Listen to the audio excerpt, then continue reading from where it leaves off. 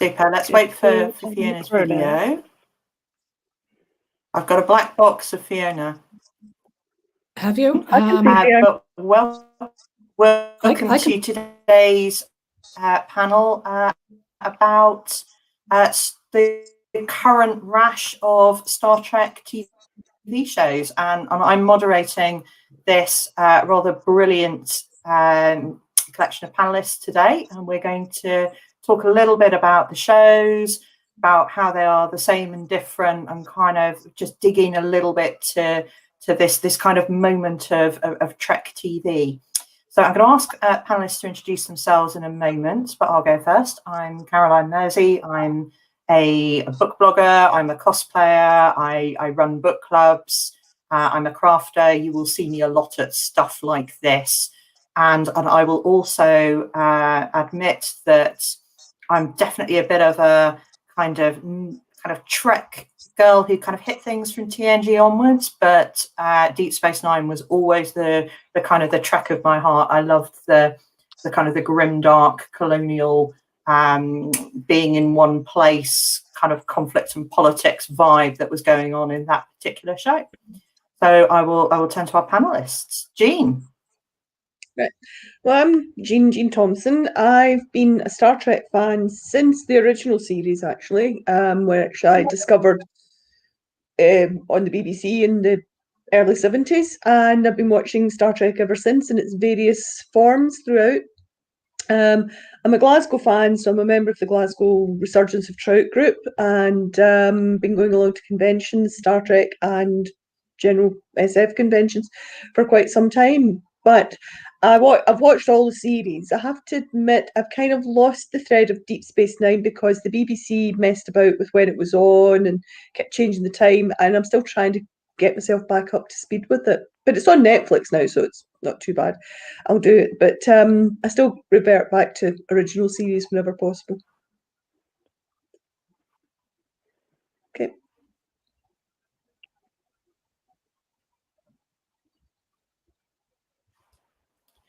Thank you. Emily. Hi, I'm Emily January. I was very much into Voyager as a kid. You know, a very of its moment experience was that every month we would drive to the Woolworths and buy the VHS of the next 2 episodes of Voyager. I watched some TNG and DS9 when I was younger, but it was only more recently that I've last few years watched DS9 and really loved it. And I'm a huge fan of Discovery and enjoy Picard and looking forward to talking about them.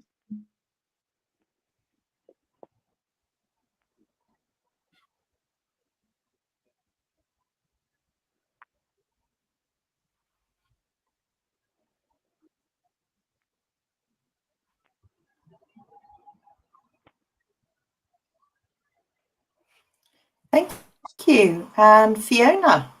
Okay, right. Yeah. I'm Fiona. I suppose my introduction to Star Trek is kind of a child of the Syndicate. I hadn't I'm having problems because I can't see Fiona. Can't you? StreamYard is telling me everyone can see and hear you.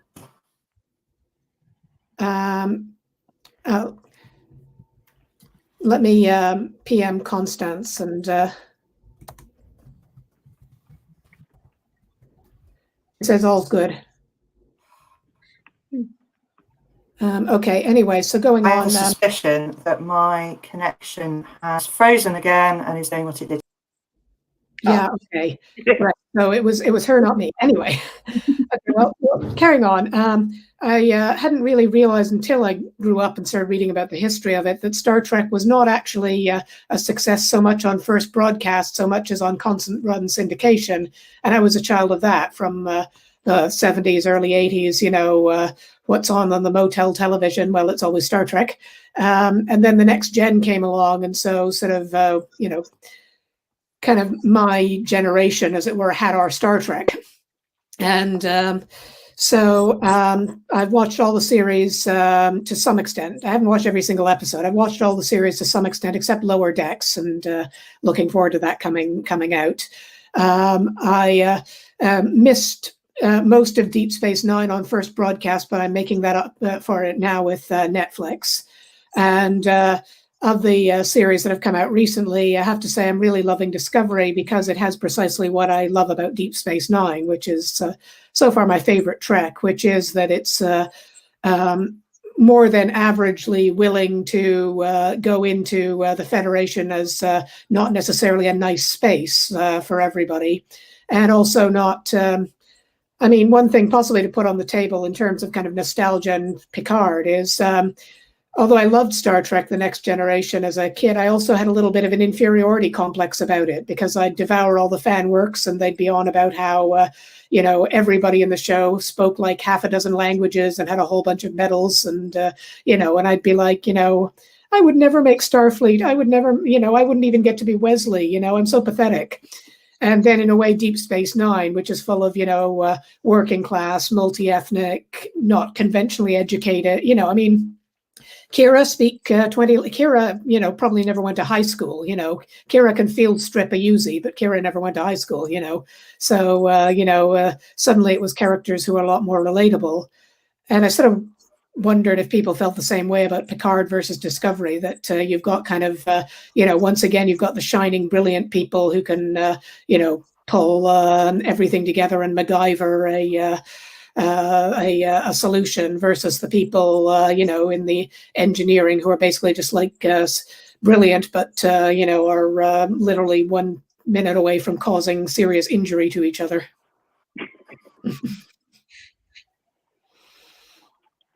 So, yeah. It does kind of have that vibe. And sorry for disappearing off and bouncing back. So it turns out my system did exactly what it did yesterday in the Robin of Sherwood panel and kind of fell over. But it seems to work when it dials back in. So fingers crossed. But yeah, so it does that theme of kind of hyper competence chime for you as a panel versus those kind of field skills and things learned?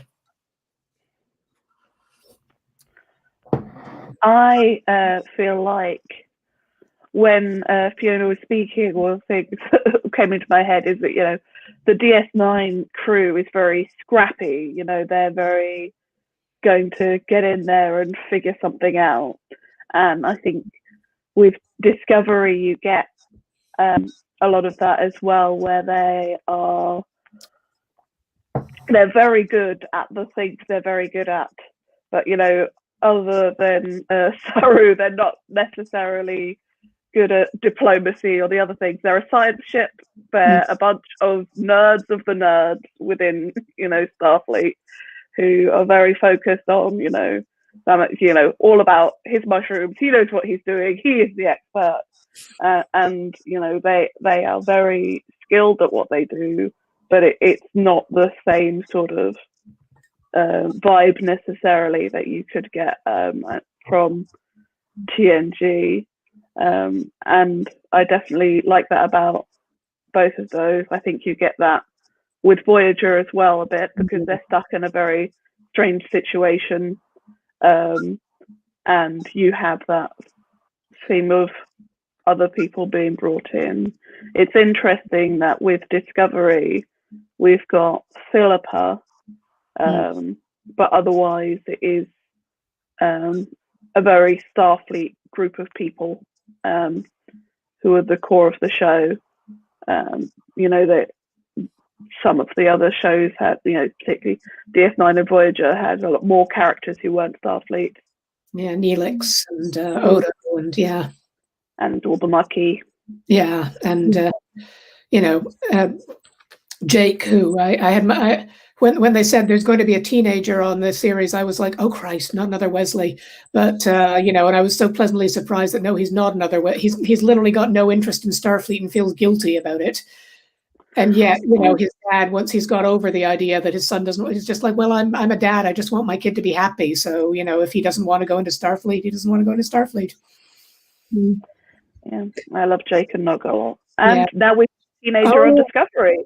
Yeah, and oh, did you see Ooh, I love the Nog comet? Yes. Oh, isn't that wonderful? Yes. Yes, the USS Nog of the Eisenberg class ship. Mm. Very well done. And But blink and you'd miss it. yeah, bigger shout out to Voyager, of course.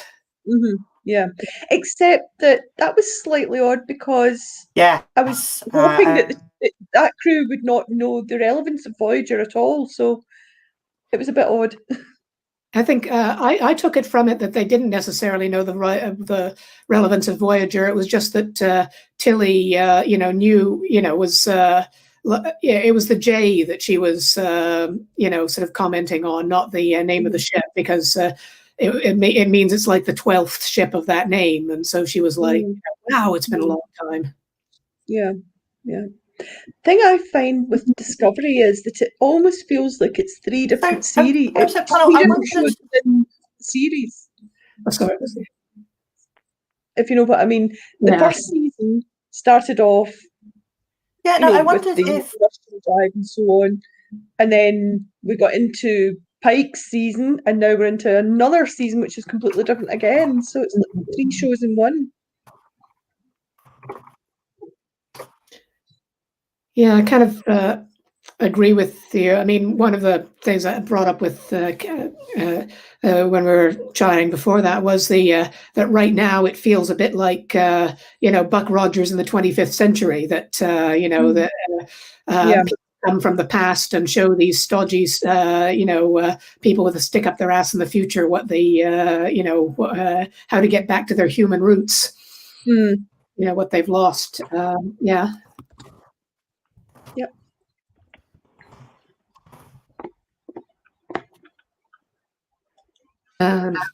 Yep. So what's going on? I wondered if, as a panel, whether you could talk a little bit about why now for this resurgence. So why are we having these new shows coming right now? It feels like it's been a long time since Enterprise.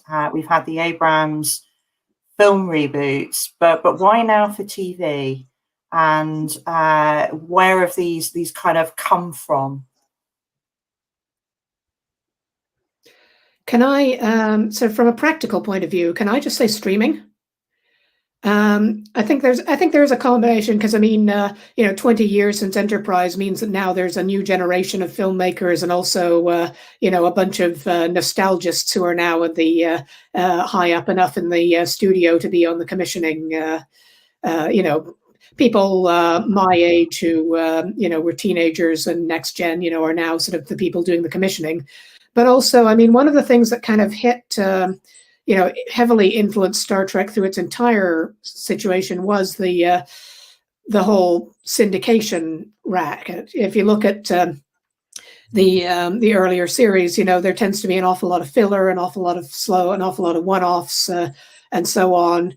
Precisely because they have to hit their 22 episode minimum to make it profitable for the studio. Now, though, you don't need to do 22 episodes to be profitable for the studio, 6, 10, whatever.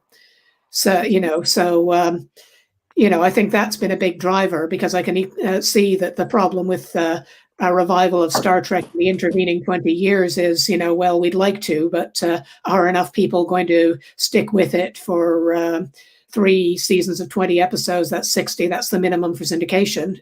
Whereas now, big deal. If there's, they were only going to do Picard as 1 season initially, weren't they? And then they kind of gave it a last minute green light for a second series, if I'm remembering correctly. I suspect with Picard that they had the idea of potentially doing more in the back pocket, but it was the sort of thing they wanted to do, something that would work as a single season. And I think that's something that it seems like US TV is a lot more able and willing to do shorter shows now, and the idea of syndication is less important than it was, which I think is really good for allowing things to grow. With the why now question, I feel like with Discovery, a lot of it is about having you know, all the people in place and in the higher ups and so on. I also feel like with season 1 of Discovery, they did something where it very much feels like you get the feeling it's going to be more like modern prestige TV, where everything's a bit murky and grey, and, you know, in some ways that's lampshaded by literally Lorca needs the lights to be lower all the time. And then they come through by the end and go, no, that was wrong. What, you know, what we were turning into and how we could be influenced was wrong. You know, we believe in the values that Star Trek has stood for and move forward from that. And I think it's a season that works much better when you see it as a whole. Whereas if you watched just a bit of the beginning, you might have gotten a very different impression of what they were doing overall, which you can argue for and against the value of having something that's such a long game. Mm.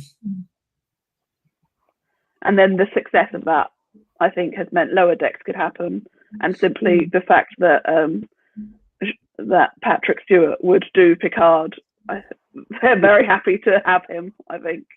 Mm-hmm. Jean?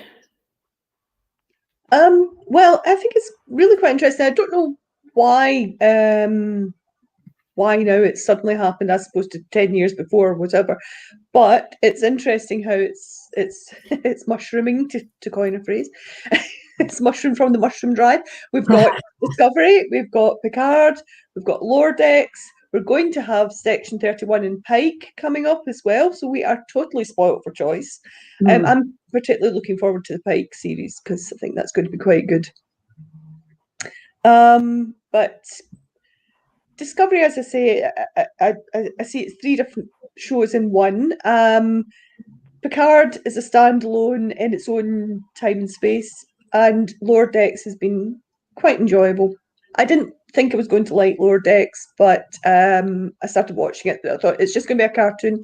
It's a cartoon, but it's not drawn in the way the animated series was drawn. It does look more cartoonish, but it has got lots of little nods and references throughout, especially when you get later on to a particular episode with the holodeck, and there's all sorts of references to the original Trek films in it. It's really well done. So I've actually quite enjoyed it. So looking forward to more.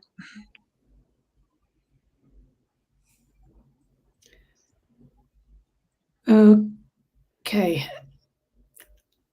So we've got this lag, so I'm not quite sure what to do next. I mean, one thing. I mean, so how much of this is fan service? Sorry, could you repeat? So was the question how much of this is fan service? Yeah, okay, yeah, that makes sense. Yeah. Yeah, it's obviously by the internet hamsters run very slowly. I was asking how much of this is fan service. Yes. I do think the choice to set Discovery when they did was, I think it was a strange one, and they were, I mean, initially, I believe the plan was that it would be an anthology series. It was very different, and obviously they had a lot of issues with showrunners and so on. And I do think that choice was a form of fan service in a way, and it's that sort of enterprise choice as well, and indeed in a way that J.J. Abrams' Star Trek have always sort of going back to the beginning or before it, and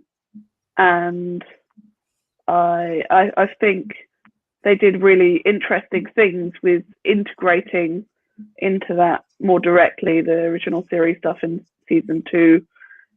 But I'm very, very glad they're free of that now. And I thought Picard did some, but not as much as I thought it might. Picard actually, I know. Picard struck me as very fan servicey. It's kind of not. Sometimes I felt it worked better than others. I mean, I want, so forget Pike. I want a 7 of 9 spin-off series, and I want it now. And other times, I mean, it was really sweet to see Riker and Troy. But I mean, I had a couple of. First off, I was watching at the same time season 7 of Next Gen when their relationship is really kind of interestingly complicated, and so I was sort of like, I'm not entirely sure. Time has passed, but this seems like it's made it very sweet and very. It didn't have the edge that it did in the original, which it's like I sort of wish they'd actually let it be a little bit edgier, but. Discovery, yeah, I mean, right from the start, I'd sort of wondered if the choice to set it in, the early Federation history was nervousness in a way, that for a couple of reasons. One, sort of, will we get an audience if we set it in the future? It seems to be hankering to be set in the future from the start. Will we, and secondly, also kind of, I think, sort of more nerdily, kind of okay, can we justify the Federation at war with the Klingons? To which I say, well, set 100 years in the future, anything can happen. But, I could almost see a little bit in the first season that they're like, okay, we want to just carry on, but, we're a little nervous, so let's hedge our bets and sort of tie a bunch of Spock-shaped ribbons around the whole thing so that, we can be reasonably sure of comforting the audience in the studio. And interestingly, I was worried that the second season would be, a lot more that way. Then they said Pike and Spock. I was sort of like, oh God, it's going to be wallowing in nostalgia. But I thought they almost went the opposite way, that we sort of saw sides of the Spock and Pike that weren't expecting, and that, kind of really took us in new directions from the original series. So, good on them for that.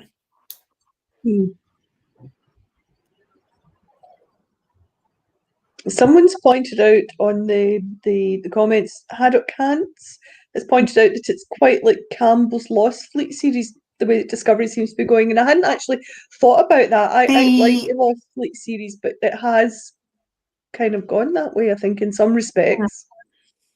If anyone's read that particular series. It's space opera, basically, but it's about a guy who is found in a survival capsule about 100 years after his time, and it's where the fleet then ends up sort of having to get back home through enemy territory and so on. So in some respects, I can see where they're coming from with that in the Discovery sort of thing. Yeah.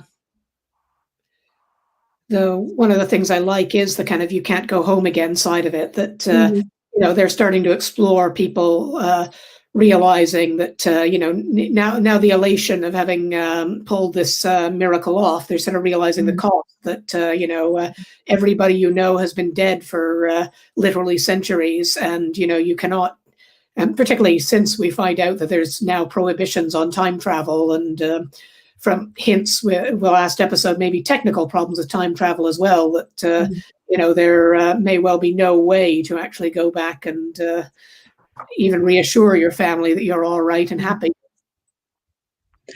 That was interesting that they did that. They actually managed to tie in a bit with the temporal war from Enterprise, which had been kind of forgotten about, and they've actually made mention of it there, which was interesting.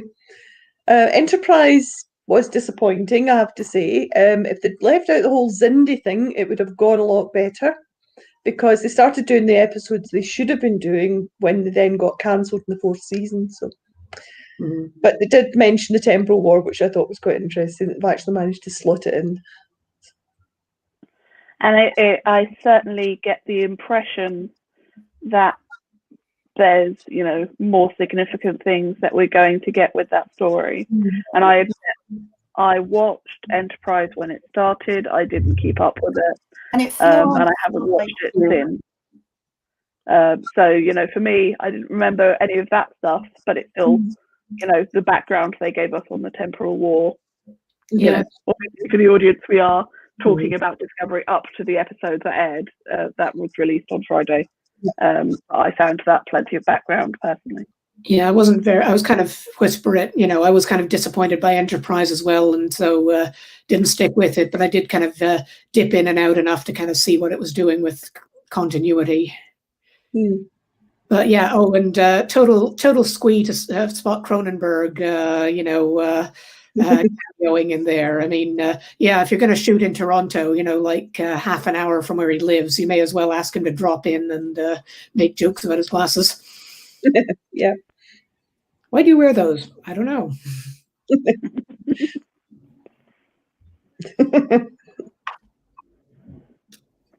Yeah. The one thing that's puzzling me is Georgiou, because the whole thing about the Section 31 so scene, both Picard and Discovery seem to be taking a much darker tone than we're used to.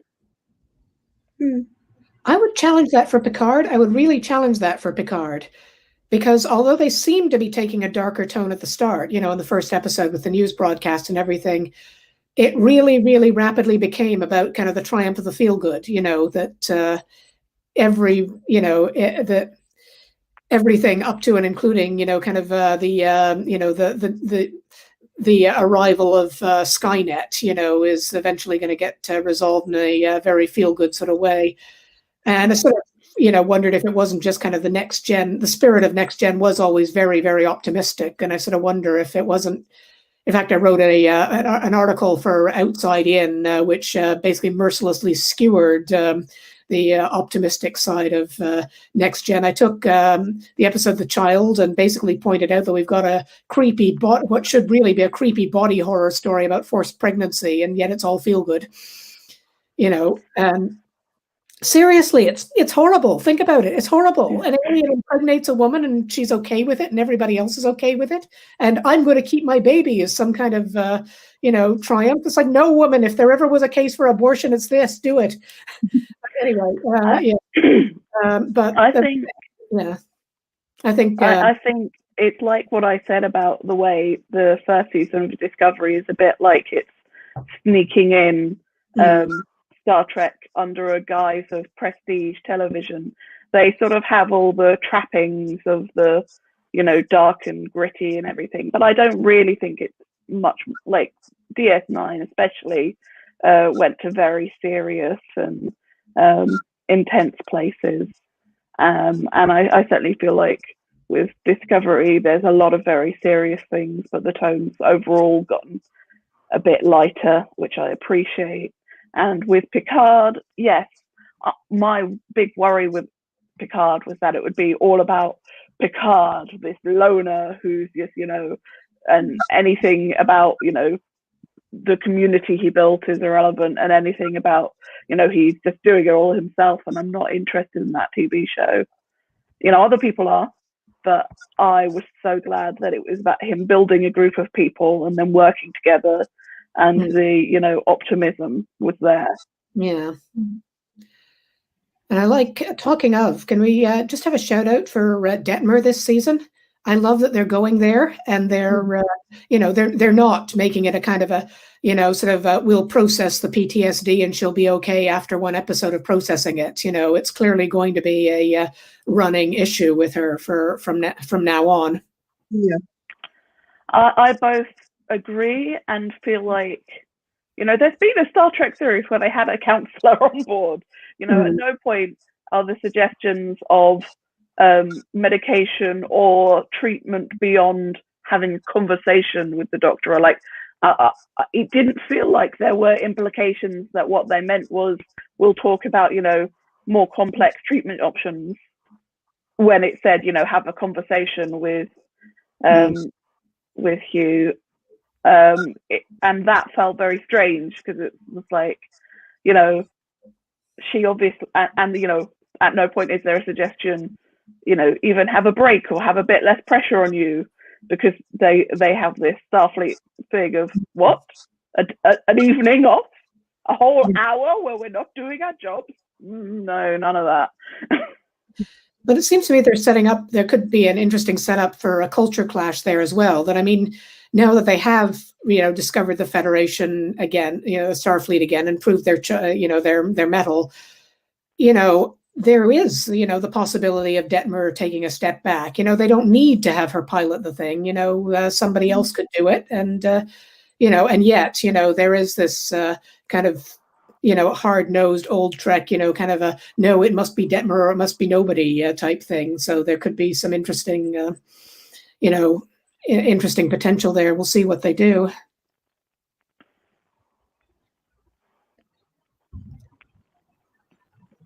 Jean, what do you think? Yeah, I was just trying to remember. I have actually forgotten the name of the security officer, the one with the breather. None. Yeah, no. Yeah. And the fact that she has been left behind in this seed bank ship type of thing.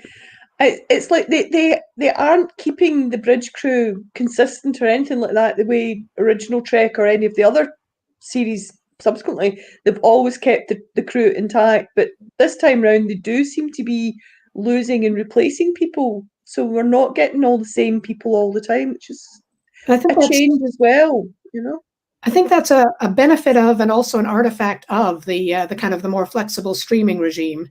Because again, the technical constraint, the reason why you'd have a consistent bridge crew is because you book the regulars for a 22-episode contract.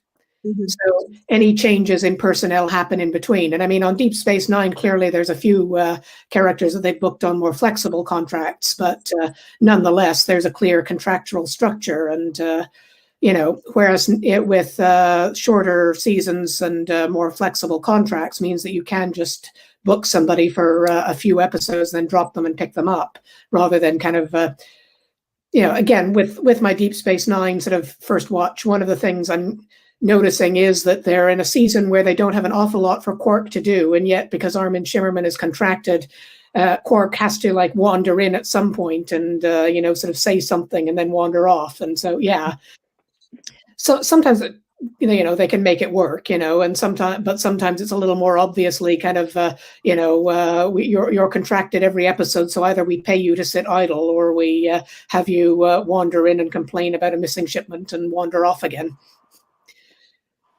So the new system feels more natural, because IRL, people would be appearing and disappearing all the time, and there'd be shifts and changes. Starfleet based on the new US model of 24/7 work availability from the comment. Yes.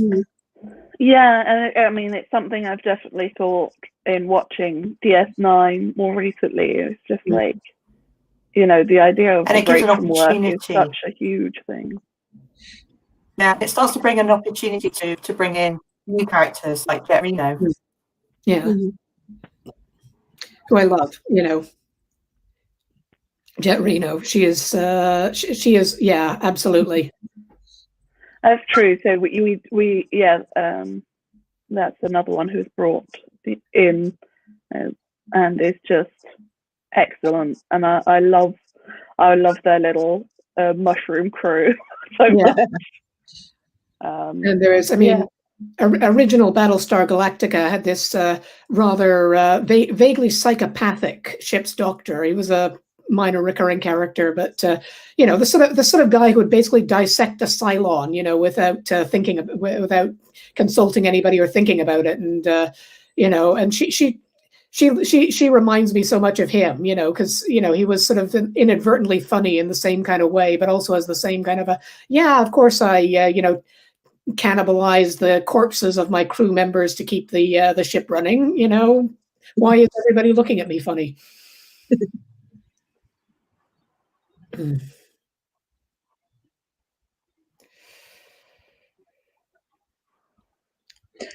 So I'm wondering, we've still got obviously Section 31 to come about and the Pike series to come about, but how does Georgia get to Section 31? So you touched on this a little bit, but how is the streaming model affecting the storytelling in these shows?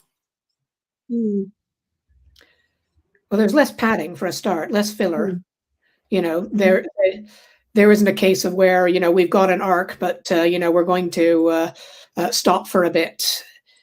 You know, which I think is a good and a bad thing. You know, on the one hand, you know, original or earlier series were more padded. On the other hand, it did mean that sometimes you can just do an entire episode to focus on a character and their issues and their feelings, and you know, just little.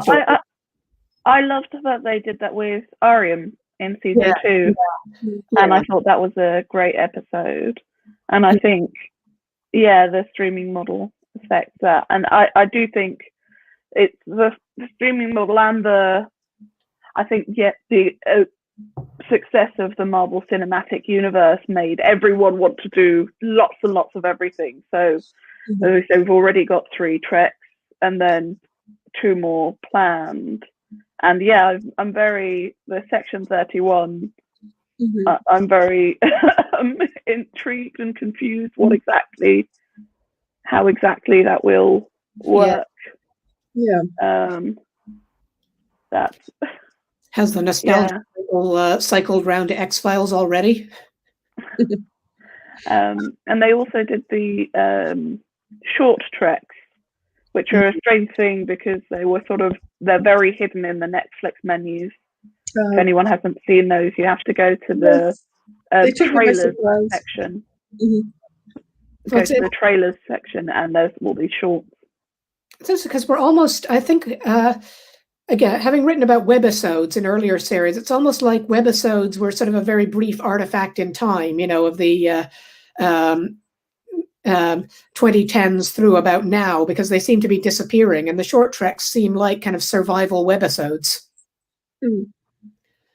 Something that 5 years ago you'd have put on the web to entice in audiences, but now, I mean, it kind of almost feels a little bit unnecessary. Am I? Jean, do you? They haven't actually, on Netflix, they haven't shown all the short trek episodes. They've only got the first ones, and the other ones have still to appear. I don't know why. Have they been released in the US? Because I know they did a series of. Okay. I think so, because people were talking about them, but so I expected to see them here, but they haven't appeared, so I don't know. It may be because the second. What did they? Is it they related to the Pike crew? Yeah. And Picard. So it may be because they're not Discovery. There's and because Picard is on Prime, there's some licensing issues, which is a pity because I love the first one. I've been meaning to rewatch Calypso because that one obviously is the one set in the far future, and we saw the way the Discovery was talking to Saru and the love of old black and white movies and so on. Yeah, it's very much like the Discovery in that episode. So we're getting to what happened there.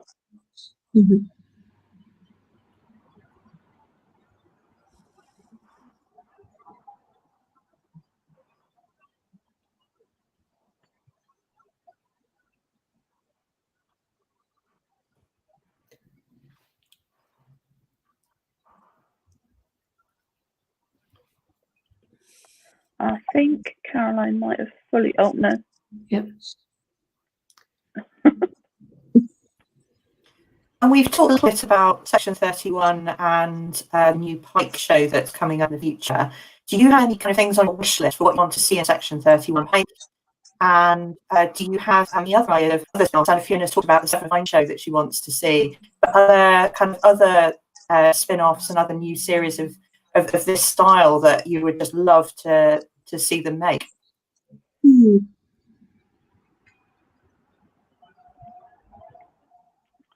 And they're also doing a kids cartoon that Jane Wilde will be in.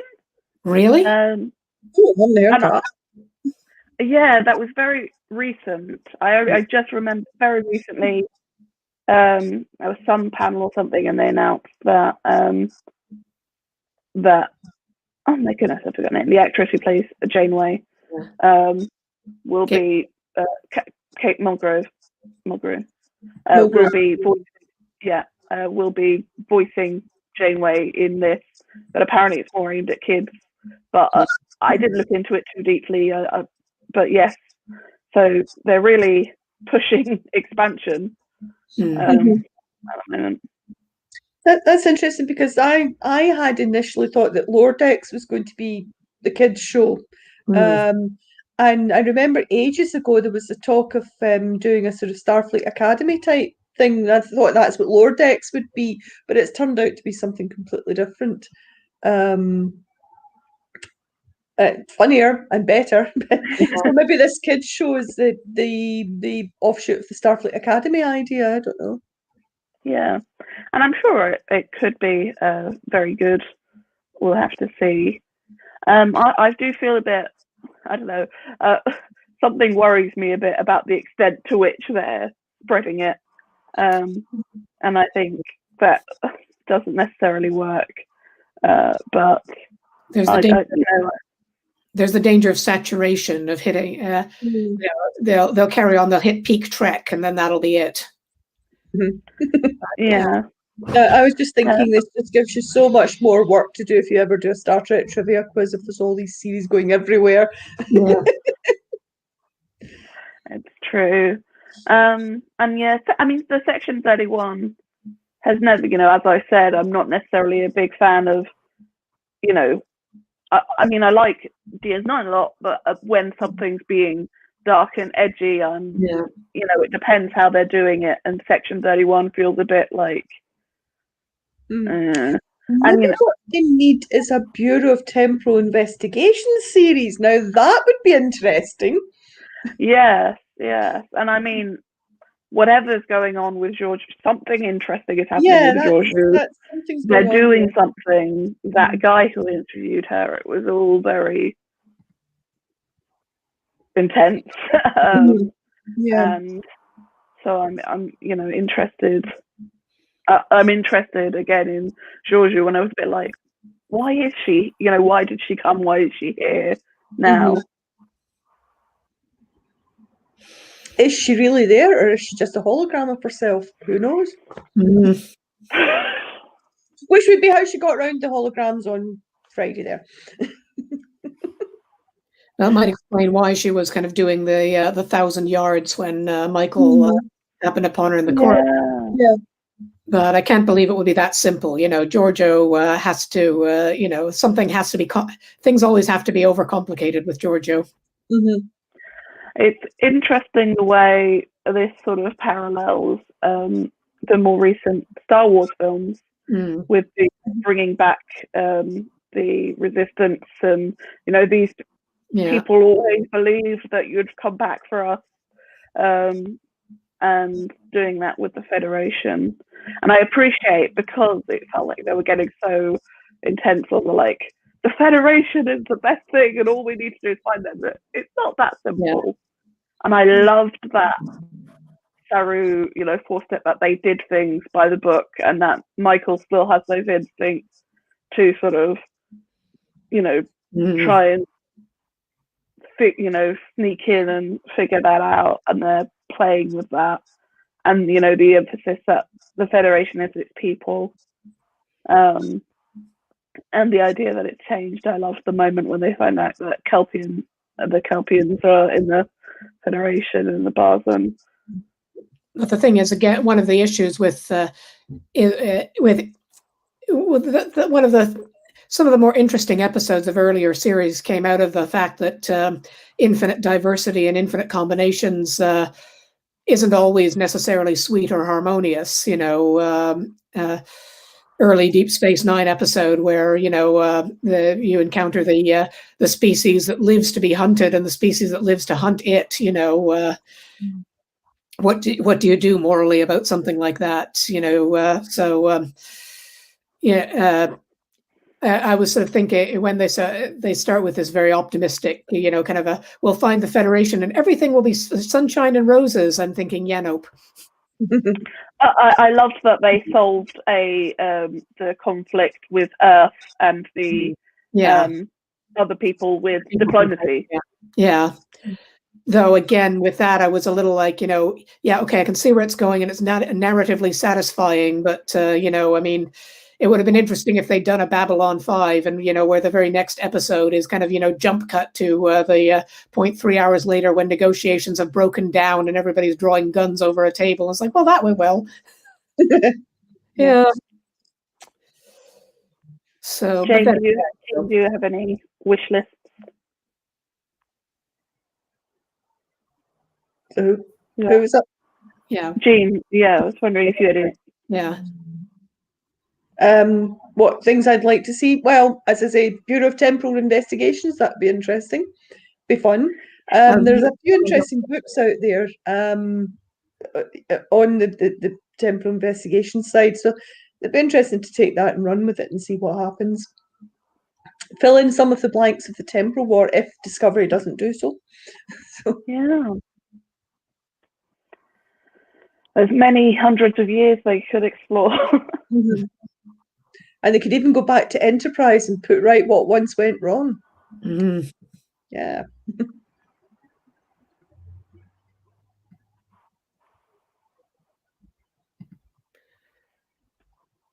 Yeah, that could be or that could work, or it could not. I mean, and what about the Pike show? Because that seems to have come very explicitly from demand from fans. Yes, I am looking forward to the Pike show because I think they really did a great job with Pike, tying it in with the original series and the original Pike. And I think it will be really quite good because they've got a lot of years before Kirk shows up on the scene. So they've got quite a number of years that they can do the whole, basically back to original Trek, the adventures of the Enterprise with Pike and Spock and Number One. So they could just have a straightforward Trek show set in the years before Kirk. So that would be good. I admit I'm a bit. I enjoyed Pike, and I enjoyed that Spock in Number One, and I'll watch it, but I'm just a bit cautious. But then I've got my terrible confession to make that the only episode of the original series I've seen is the pilot, which I watched after watching season 2 of Discovery. Right. And so I don't have that particular nostalgia. So I hope, it's not something that's too steeped in that. But, they've done a great job so far. The interesting thing about Pike is going to be because Pike knows what his future is. So he's always got that hanging over him. So that's going to be interesting how they deal with that when they're doing the series. He knows what some of his future is going to be. He knows. He doesn't know about the ending of the menagerie. Yeah. But I'm ambivalent because I mean, on the one hand, I did like Pike. I thought he was well played, well developed. I like that fact that he knows something terrible is going to happen to him in the future and kind of accepts it. At the same time, though, there's a bit of me that goes, sort of a seriously white guy in charge of spaceship again. And I felt like two series that haven't been white guy in charge of spaceship, and I just want, even sort of. I mean, Saru is kind of a little bit kind of, possibly, but still played by a white guy. We've done white guy in charge of spaceship so many times. I'd like to see something different. I felt like Discovery has had a lot of men in charge. Like we start off with original Georgiou for 2 episodes, and then we've had Lorca, we've had Saru, we've had Pike, we have this admiral, the admiral of the Federation, whatever, in that we've met. There's and seen that with sort of other things. There's been a lot of men in charge of the ships in a way I found a bit strange, just not necessarily what I was expecting, especially when you consider the breadth of all the rest of the crew, and because they are sort of aping the original Enterprise crew, it's going to be a lot more white because it was, you know, they had a few people who weren't, but it was, you know, they couldn't do the level of diversity you have in Discovery at that point. So it'll be interesting to see how they do that. I liked with Picard, it wasn't sort of necessarily always Picard in charge. Yeah. There, and I really liked the I've forgotten his name, but the pilot. Rios, yeah. Yeah, Rios. I love all the Rioses. I love that development of the Doctor was one of my favorite, my favorite characters on Voyager, and so I really love what they did with the holographic, of course, why not? It's logical once you think about it.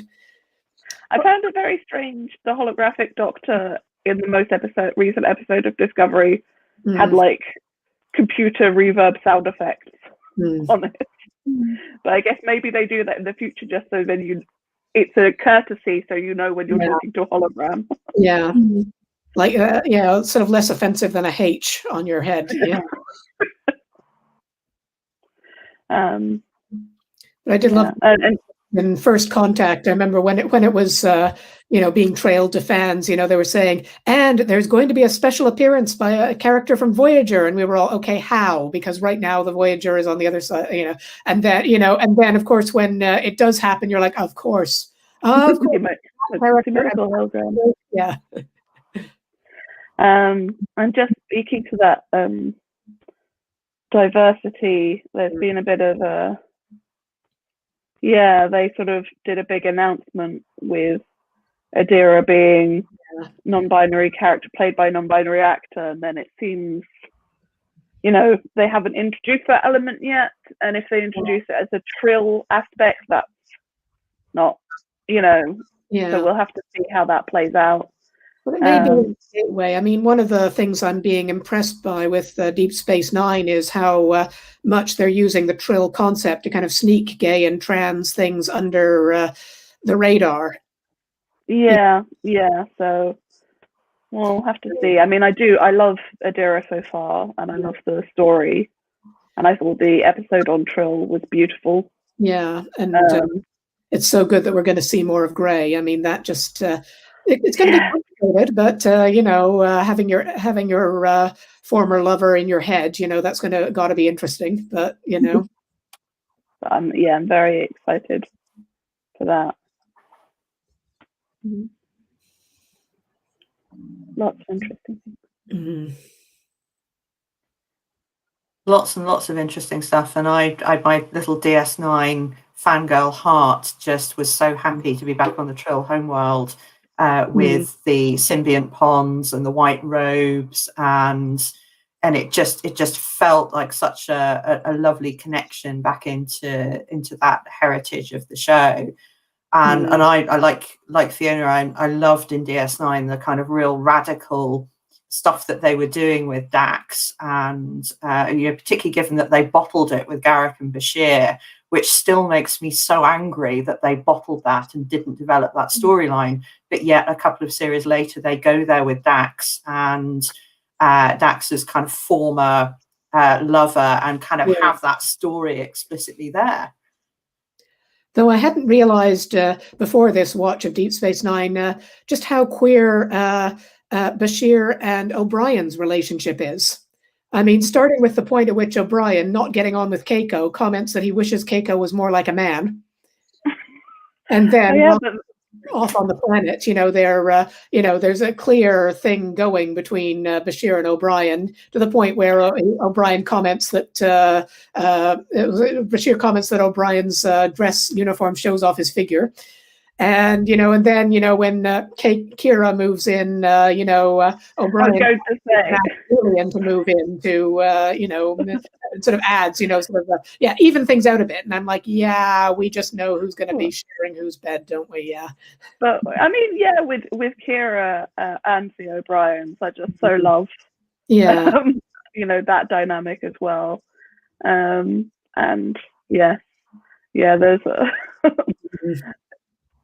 there's a lot of things there, but then I love that we've got with Discovery, it's not always people are frustrated at the sort of, we're not doing bury your gays, we're just doing sort of leave them in the mushroom force for a few years.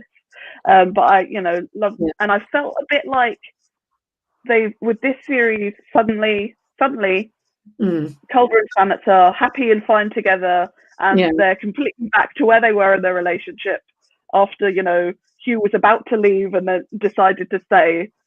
But, I like their relationship a lot, and I'm intrigued whatever's going on at the end of Picard with Seven and the other amazing character's name I've forgotten. That was a bit of so we'll see.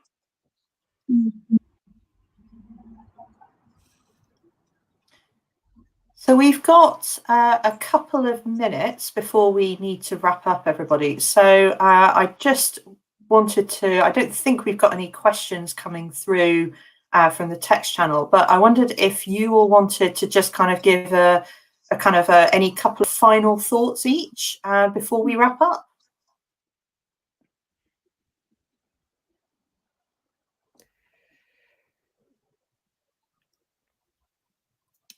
Well, I think, just, I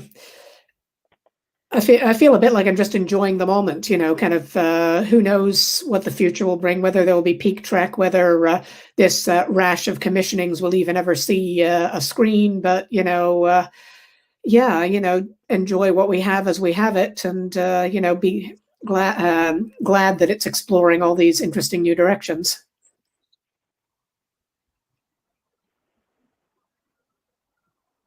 I'm enjoying it. In classic fantastic Trek thing, I'm enjoying criticizing all the ways I'd like it to change and loving all the ways that I love how it is. And the fan service that I enjoy is good fan service, and the other stuff is just unnecessary. But I'm really having a very good time with Discovery, and I enjoyed Picard so much more than I expected. And I'm excited to see Lower Decks whenever I actually can get it in the UK legally. So yeah, enjoying the moment. Very excited for what's to come with Discovery, especially. Yes, I'm enjoying what we've got so far. I'm hoping that it continues and that the proposed series are equally as good as what we've currently got. So yeah, I've been enjoying all three series. I initially didn't think I was going to enjoy Discovery, but then there was one point where we hit the mirror universe, and then that was it. I was hooked, and I've enjoyed Picard and I've enjoyed Lower Decks. So hopefully it continues and we don't suddenly hit the sudden cancellations as has happened to other shows. So fingers crossed, we'll continue. Yeah, and they'll be there. That's the thing. We've as I said, we've got what we've we've got all this stuff. Even if there's a sudden wave of cancellations, we have enough to keep us going for years. So with that, so thank you to my amazing panel of Jean and Emily and Fiona, and particular thanks to them for putting up with the disruptions in the subspace communications here that are leading to this kind of like really weird time lag thing that's been going on. It's been fantastic to have you and a really interesting and rich conversation. I think like you, I'm super excited about what is to come, and it's great to have these water cooler TV moments now, particularly on Fridays, where there is so much that I want to just go and watch and then dissect and talk about it. It's a lovely time and space to be. So thanks everyone. Thanks. Yes, and thank you for moderating, Caroline.